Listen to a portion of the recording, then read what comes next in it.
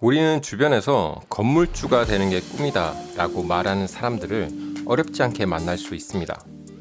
사실 이런 분들의 생각과 달리 건물주가 되는 건 어렵지 않습니다.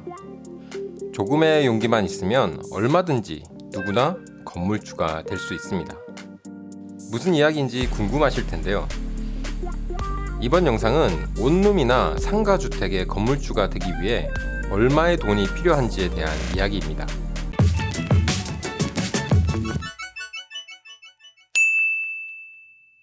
원룸이나 상가주택을 사서 운영을 하고 높은 수익률을 유지하는 건 많은 공부가 필요하고 초보 투자자에겐 쉬운 일이 아닙니다. 하지만 건물주가 되는 건 생각보다 어렵지 않습니다.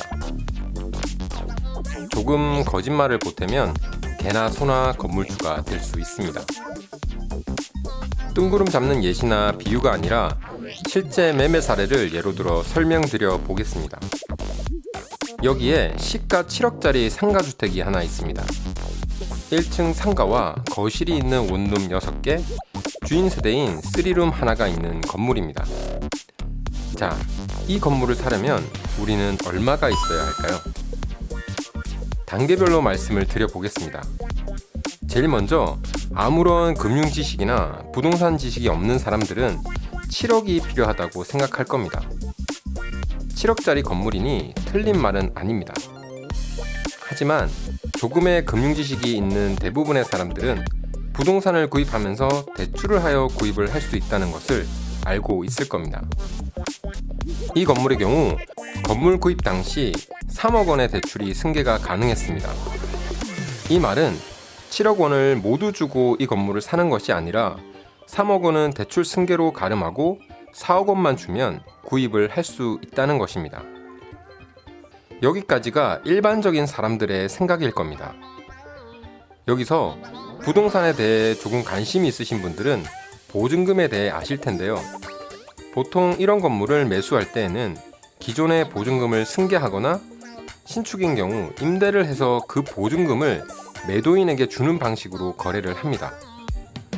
보증금을 승계한다는 것은 기존 세입자들이 매도인에게 주었던 보증금의 반환 의무를 매수인이 부담하고 그 부분만큼을 거래금액에서 차감하는 것을 말합니다.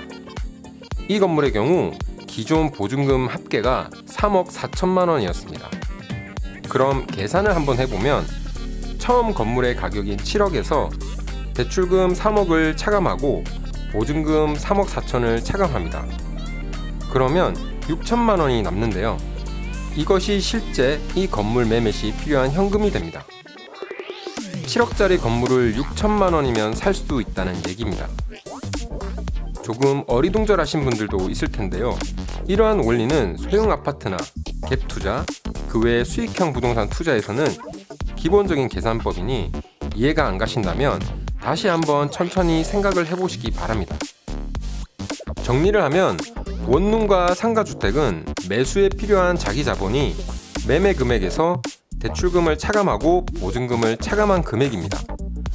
부동산 권리 분석을 위해 등기부 등본을 당연히 볼 줄 아셔야 하듯이 부동산 투자나 매수에 있어서 아주 기본적인 상식과 같은 겁니다.